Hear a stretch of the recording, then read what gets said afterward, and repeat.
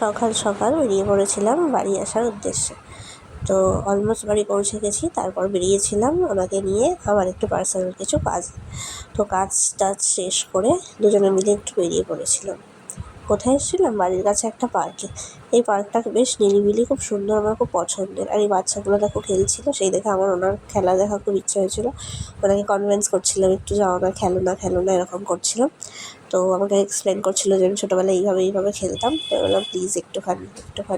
তো অনেক রিকোয়েস্ট করার পর বললো ঠিক আছে, যাচ্ছি আমি। তো আমি তো খুব খুশি হয়ে গেছি। তো অলমোস্ট অনেক জোর করতে গেছে মাঠে গিয়ে, এই যে দেখো হাতে বল নিয়েছে, বল করছে, খেলেছে, আমার রিকোয়েস্টে খেলেছে, আমি এতেই অনেক খুশি হয়ে গেছি। তারপর চলে এলাম একটু ঝাল ঝাল স্পাইসি ফুচকা খেতে। তারপরে উনি ট্রিট দিলেন, চাউমিন, চিলি চিকেন আর ওইখানে রাইস। তো একটু ঘুরো করে অবশেষে আমরা আইসক্রিম খেতে খেতে দুজনে মিলে বাড়ি ফিরলাম। তো তোমরা কে কী করছো অবশ্যই কমেন্ট